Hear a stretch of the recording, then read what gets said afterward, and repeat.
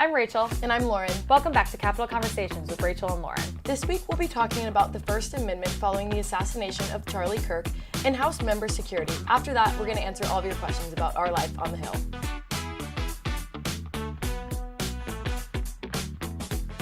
Welcome back, everybody, to our listeners and our viewers. We are excited to be here. There's been a lot of heavy crap going on, no other really way to put it. Yeah. And we are here to kind of break down everything, including the assassination of conservative influencer Charlie Kirk, the First Amendment, free speech, hate speech, cancel culture, literally everything that you can think of under the sun. Yeah.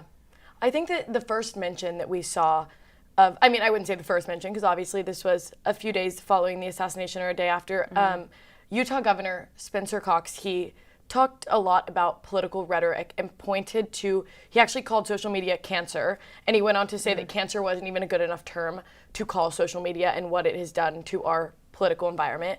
Obviously, social media goes hand in hand with the First Amendment, which does make things tricky, but I think that it has completely changed the political sphere. Like, I think we've talked about that on here. Yeah. It has changed the way that campaigns are run. It has changed so much, and just like heated the rhetoric. I think you've seen it on both sides following his assassination. You've seen Republicans upset over some people on the Democratic side celebrating the loss of Charlie Kirk. You've seen people on the right who want to somewhat limit free speech because hate speech is included in free speech and in the First Amendment. And so it's just been kind of this like tug of war that, in my opinion, I don't know if you feel differently, has only heated up the political environment worse than it already was. Like, I don't think I've really seen any cooling of the rhetoric in the past 2 weeks, which is scary. Being like us, like reporting on this every day. I don't know how you felt, but like I've been uneasy the past few weeks. I have a lot of thoughts. I have a lot of thoughts. I think the first thought that comes to my mind is that when the First Amendment was written, nobody in their mind thought social media was going to be a thing, right? This was in the 1700s. They were thinking, like, we just want to be able to speak out against the English government. Throw back to your government class. And so now, almost 250 years later, almost to the 25th next year. Next year, yeah. To 250 years of America, we are here, and social media has become the town crier, basically. Yeah. And I think that that's what's so upsetting and interesting about this debate that we are having in the world, and what we decided to talk about on this show is just how free speech really is. It shouldn't be depending on your perspective. It should be universal. It should be that you're able to say whatever you want to say, and and some of that can be, in some people's eyes valid. In some eyes it can be hate speech. It can be, horrible, violent political rhetoric. And I think that the one thing that has come out of this Charlie Kirk assassination and this horrible thing that has happened is that people are struggling, whether it's at the federal level or even just regular people online. What can we say and what can't we say?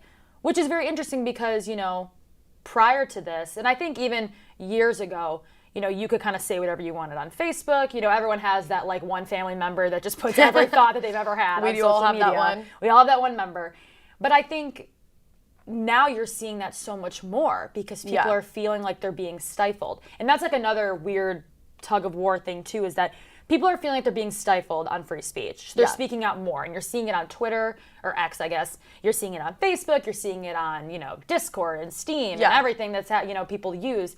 And you're seeing people just kind of always spewing the first thought that comes to their mind. And a lot of that is come from emotional moments such as the Charlie Kirk assassination. Social media is so instant. Yes. My dad, since I've been in middle school when social media started, he's always referred to us as like the generation of instant gratification. And I think that social media has allowed that so much. Like, the second that the assassination happened, people expected to know answers. People were posting exactly how they felt, exactly what they thought. I mean, it spreads misinformation and disinformation. Yeah, they were talking about the shooter. They were like, the shooter did this, the shooter did that. And it's like, they haven't even caught the person yet. Yeah. And that is, I think, and I covered crime reporting for several years before I became a Congress reporter. And I think what is kind of this misconception about crimes like this, whether it's shootings or it could be anything really, is that you don't know until you know.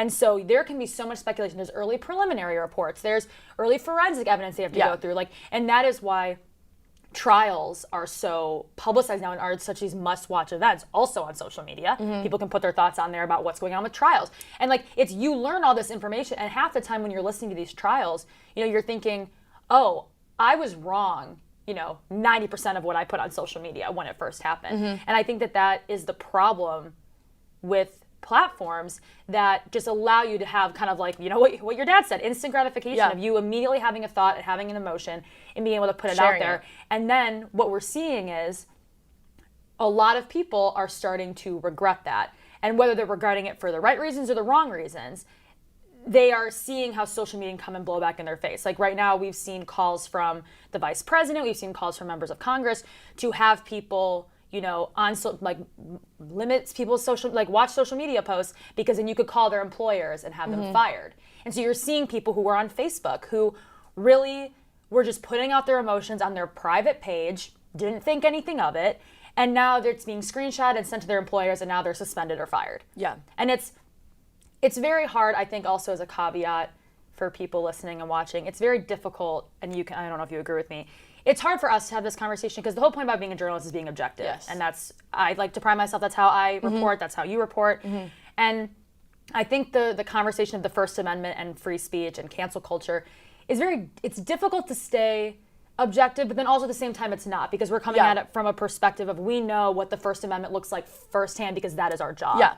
And I just think that as much as it kind of is scary, I think, for journalists to be in this situation right now where people are calling out the media and they're calling out, you know, random people on the street. And it's just like, it's a lot of things that's just blowing up so much because of these platforms where everything is right at your fingertips.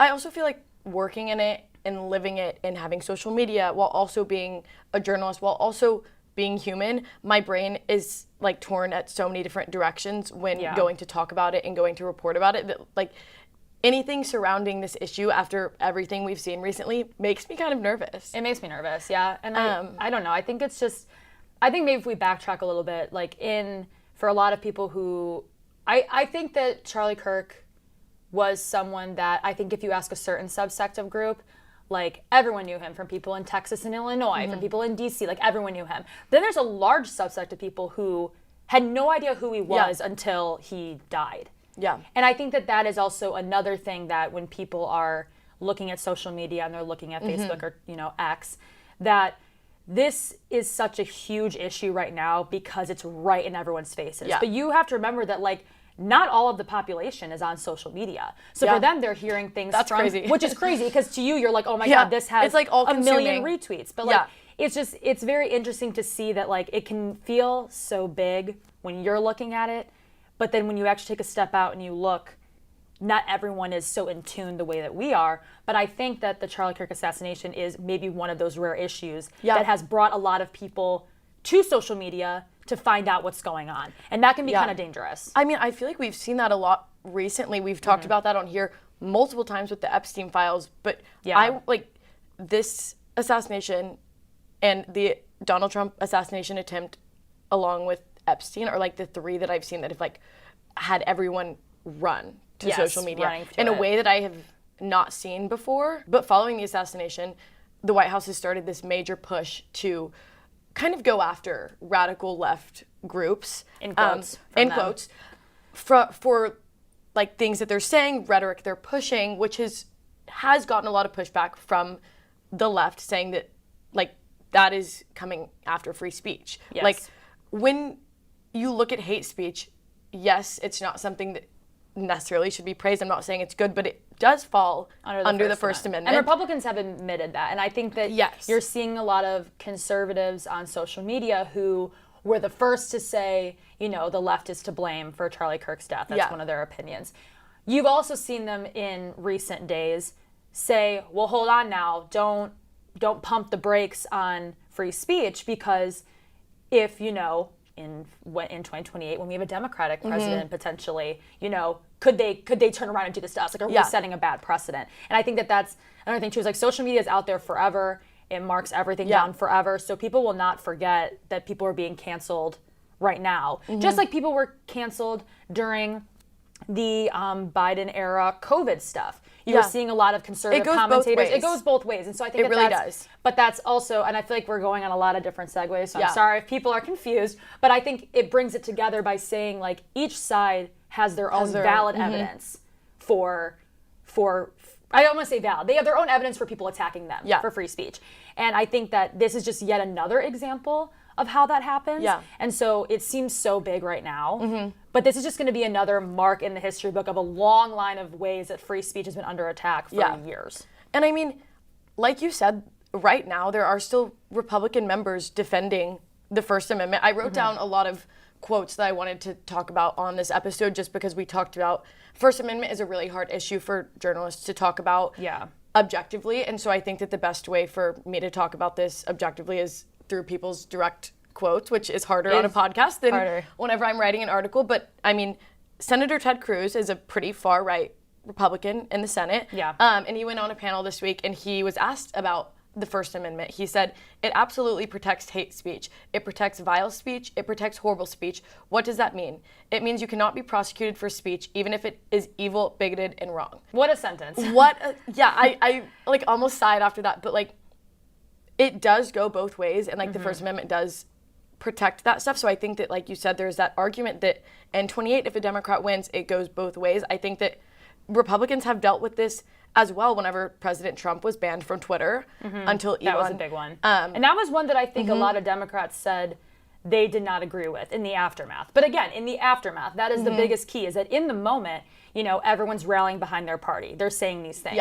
And then, you know, 2 years later or so, you know, people are going to roll back their statements and be like, yeah, you know, looking back, like that was probably not a good idea, but like, you know, what's done is done. And I think that that is the problem, is that this kind of like ability to censor people just like continues to get the ball rolling. And so people, it just keeps happening. And so people turning around and saying, oh, well, you know, like we shouldn't have done that a couple years ago. It's like, well, maybe we need to turn the attention to what can be done now. And I think that it's a very difficult conversation because Republicans in recent days and weeks have said that left media is coming out against them with violent rhetoric, and that attributed to President Trump's attempted assassination, the successful assassination of Charlie Kirk.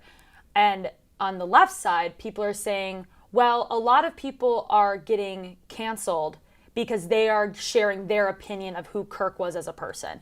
And so it's coming down to this issue of whether or not the characterization of Kirk is correct. The overarching question is, are you protected to say that under the First Amendment? And you're seeing a lot of people debating over that, which I think is kind of the crazy thing. I didn't think in my lifetime we would be debating the merits of the First Amendment.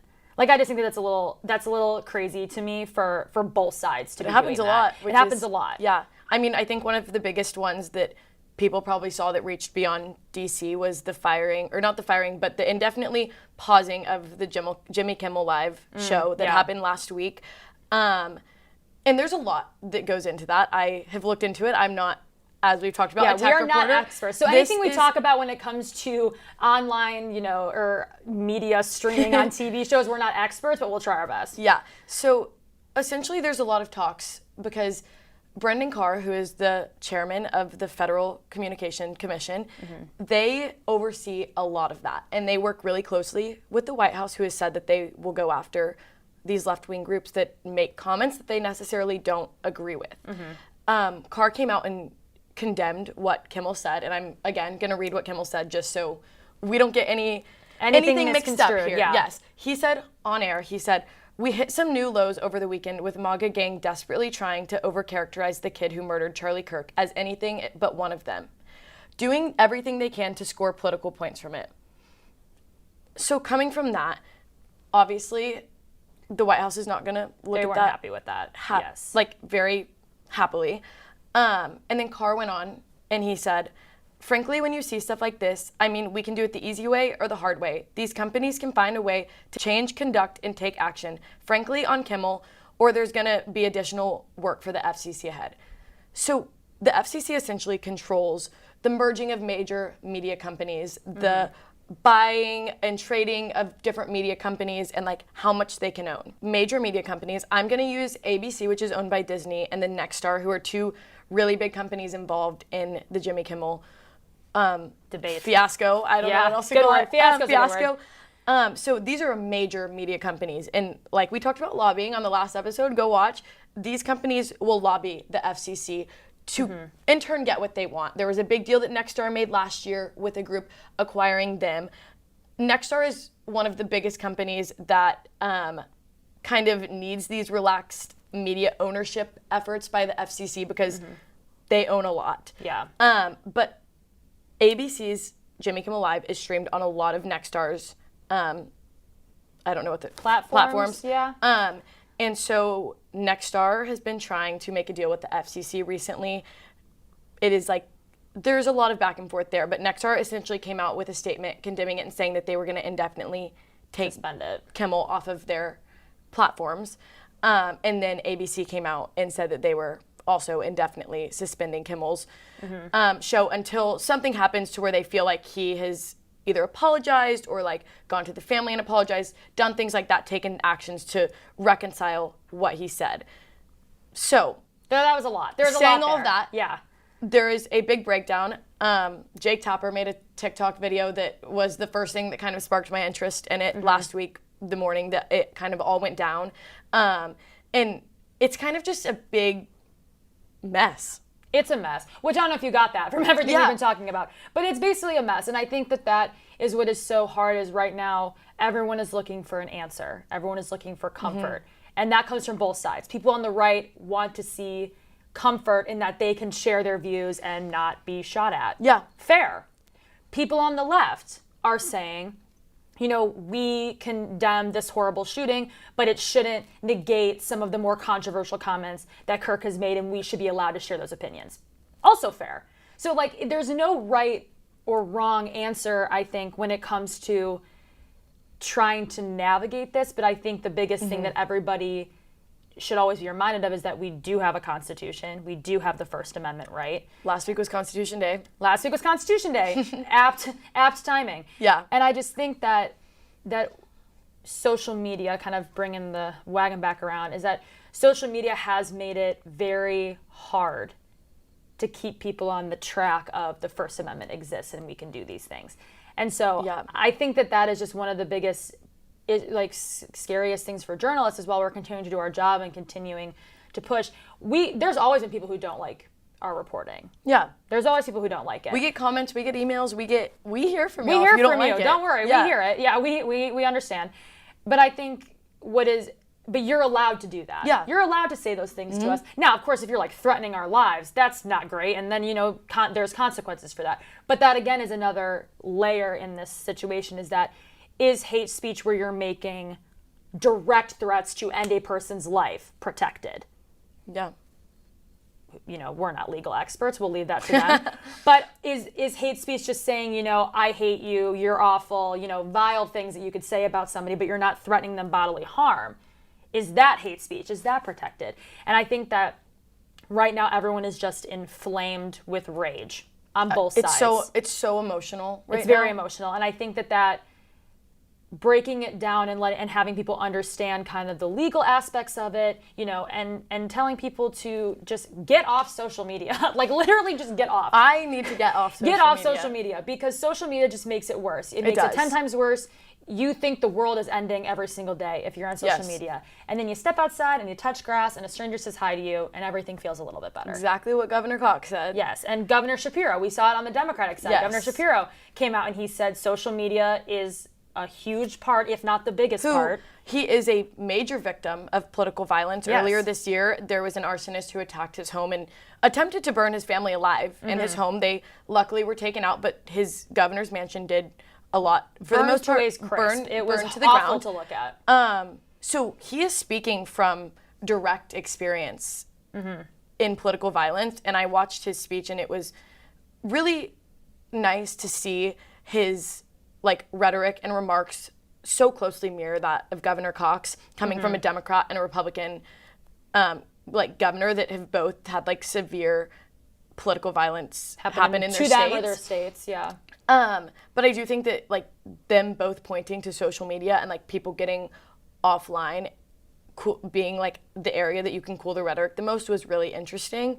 I would love to see like a panel with the two governors. Me with them too. talking about it. I'll moderate it if y'all hear this idea. I would say maybe we can get them on the show. Maybe if they see this, we can get them on the show to talk to us about political violence in the media. Yeah, because it's a huge topic. It's a huge topic, and I think that is a great example of, even though that this is such an inflamed topic right now, and both sides are just like tugging on this rope, and just like it seems like nobody's going to win. I think that if more people like the two governors start to do this bipartisan push of people need to get off social media, you need to start, talking to each other and making sure that you guys are respecting each other's ideas. I think that maybe we could see some of this political rhetoric toned down. I think that Congress is a little bit too partisan right now to lead that charge. I think that it's going to come from the voters, and it's going to come from state representatives and governors and leaders to kind of just start building from the ground up. So I don't know if we'll see it soon. I would love to think we'd see it soon. I mean, but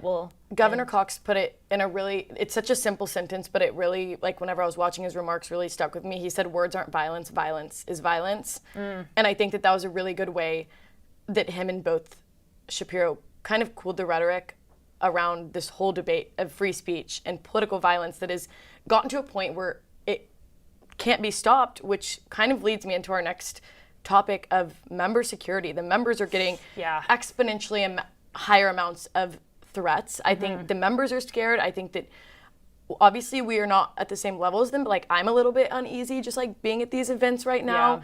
So can you talk a little bit about their security budgets doubling? Yes, yeah. So right now, members get a certain budget for private security, and that private security can be used for their families, it can be used for their communities, it can be used for themselves, it can be used pretty much in any way that they see fit.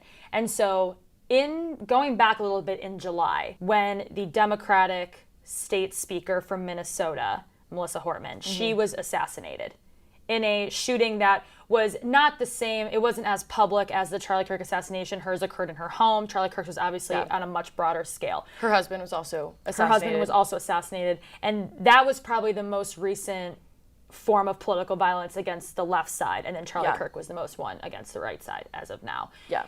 And so when that happened, members realized, we need security. We're scared. Our leadership gets, security details, we do not. Yeah. And so what the House Administration Committee did is repurpose some funds and basically gave them a budget of $5,000 a month, and that was for the private security.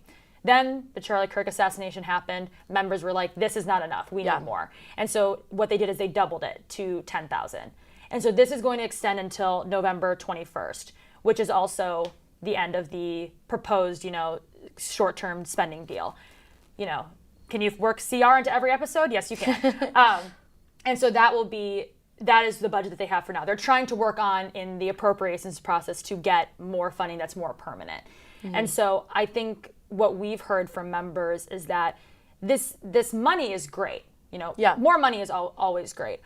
But they are still concerned about holding outdoor events. They are concerned about meeting with constituents. And so the House Administration Committee chairman has said, we want members to go out and talk to their constituents. We want members to go out. Which is part of their job. That's how they represent their constituents at home in DC is by going home and talking to their constituents. Yeah. But I do think that the fear is valid. Like you said, the first round of security funds came from the assassination of Melissa Hortman. Her assassin had a list of anywhere, I think, from 30 to 40 Democrats in Congress that he wanted to also assassinate, which is terrifying. These members were alerted if they were on the list. I talked to some of them after, and it was absolutely heartbreaking to just hear from these people that we talk to every day that they are actively being targeted, hunted, honestly. Yeah. And so I think that these concerns are so valid, and this security is necessary because security is extremely expensive. These members, you look on paper, they make around $170,000 a year. Ish, yeah. Which seems like a lot comparatively to the poverty level and other things like that. Average American but when you think about them having children and a spouse, their work requires them to travel to DC. Majority of the time, they have to have two homes. They have to have a home in DC, a home where they are at.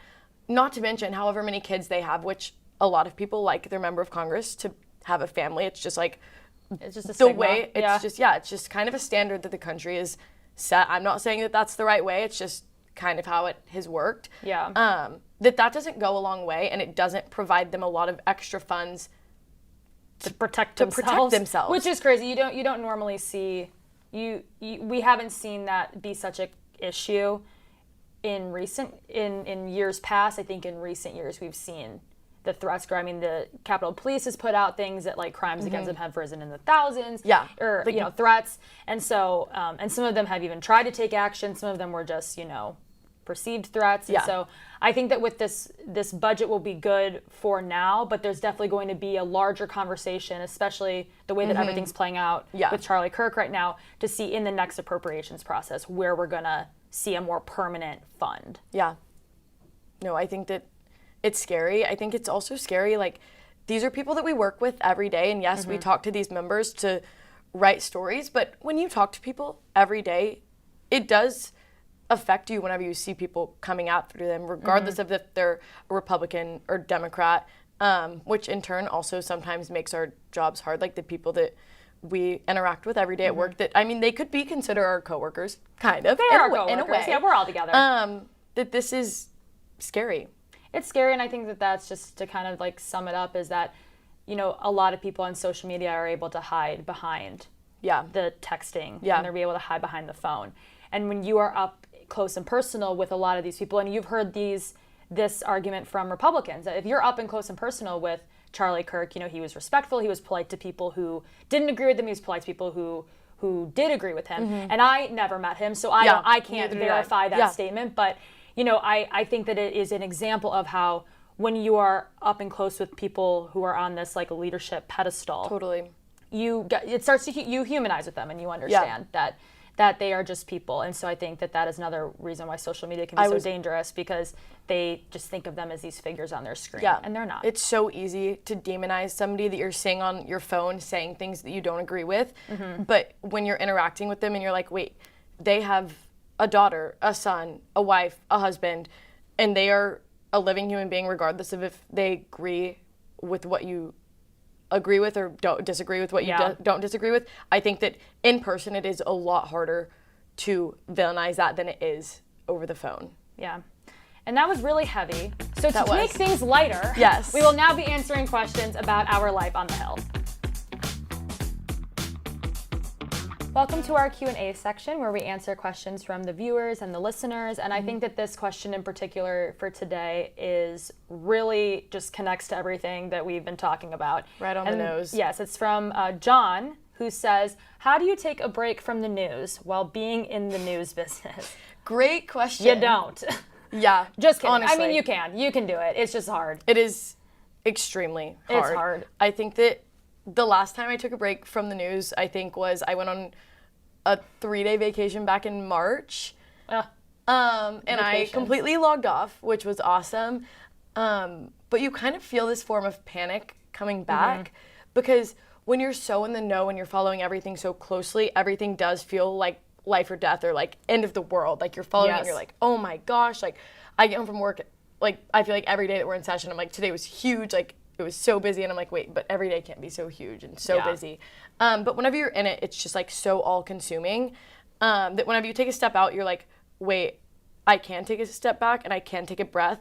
But when you do come back, things move so quickly that you miss details that you wouldn't get catching up. Like a week off is like a year off. Yeah. Like because the details you feel like are you so come back small. and you're like, oh, this week has been the longest year of my entire life. Yes. And like to your point about vacation, like I guess I'm on the opposite side. I went to the Bahamas for a vacation, and I was on Twitter the entire time because it was in the middle of a government shutdown week, and it was supposed to be a thing that was done by the beginning of the week. It's supposed to be a Monday vote, easy. And then it was Friday at 7 p.m., last ditch effort. I'm in the Bahamas, feeling bad, abandoning my team, trying to get some sun, but then also just like feeling totally plugged in. Yeah. And like I'll be at dinner sometimes with my friends, and we'll be talking, and my phone will be right here, and while we're speaking, will just like grab it, look, scroll through my Twitter notifications, put it down, and keep talking. And I'll do it like 3 or 4 times, and then a friend of mine will be like, what are you doing? Yeah. And I'm like,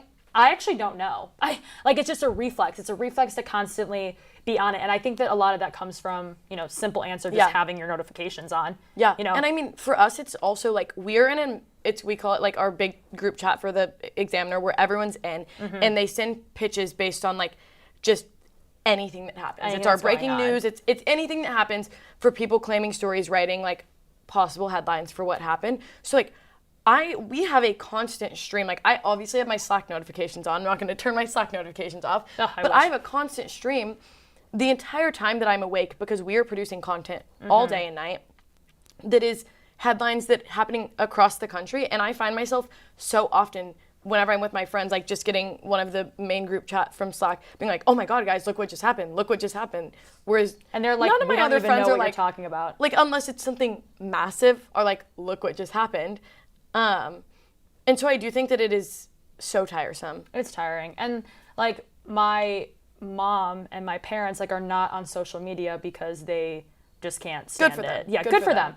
I wish I could be that way. And so like my mom will text me, you know, every couple of days, be like, "Hey, like what's in the news now? Like is anything crazy happening?" And to me it's so refreshing to get those texts because I'm like, "Oh, there is a world out there where people are not so keyed in." And that kind of brings us back to what we were talking about earlier, is that everything feels so, you know, world is ending when you're on social media, but then once you're off of it and you're talking to real people in the real world, you know, it's not that bad. And so I think that's kind of a long-winded way of saying, like, how do you take a break? You know, I need to more. I need to. Like, I think need to take my more. answer This is that reminded I me need to take more. Yes, it has. Like, I think that, like, I've said their name so many times, but Governor Cox and Shapiro, like, pointing to social media being that, and me feeling so overwhelmed in these past 2 weeks has really made me realize that, like, on the weekends, I do need to take hours where I unplug completely. Absolutely. And, like, yes, staying plugged in helps us be good at our job, but I also think that grounding ourselves also helps us be good at our job, because the average person is not plugged in and they're not understanding things on the level that we are, because we are getting paid to understand it. We are. That sometimes, like, either like going back home to Texas or Illinois, or like stepping off social media and having conversations with real people face to face helps me realize what people want to hear and what people know more than social media can. And I think that's like half the reason why we started this show. Yeah, is because we were so just kind of depressed about the day-to-day work that we had to do from both sides of the aisle, just constantly screaming all day long. Like it was almost feeling mundane and just run-of-the-mill stuff. And then we were like, we want to do something that not only gives us a spark to loving our job again, but also explaining it to people who are not keyed in and who are not in the news business. And like being in the news business is competitive. Like that is so part of our job is like to be first. And so, like, even on Sundays, you know, you're working trying to get scoops or exclusives. And, like, if somebody else gets it, well, then, you know, someone else got it. And then you move on to the next thing. But, like, for people who aren't in the news, like, they are able to kind of just enjoy their weekends. I'm like, wow, what's that like? But I think that the thing that you do more is, you know, and I think that this can go for people who right now are feeling like the world is ending and their eyes are bleeding from social media. And I know people are always like, oh, like log off and touch grass. That is so much easier said than done, because you want to know that everything's going to be okay, and right now you just can't know that. So I feel like you know, some things that I've done is like in like my relationship or in my friendships, like I kind of have a no politics talking zone. Yeah. I'm like, because everyone you know is in politics or connected to it. I'm like, let's not talk about it in the evening. You know, we do it all day. Let's go home. Or like, you go to dinner with friends. You have a no phones dinner. Yeah. Because like, you know, you put it to the side, or you know, if something happens, it's only for emergencies. I think there's a lot of different things that you can do to read a book. Read a book. I love reading. Turn your phone on Do Not Disturb while you're doing it. If you would go reach out to me. I will give you any book that you would want to read. I will give you any option.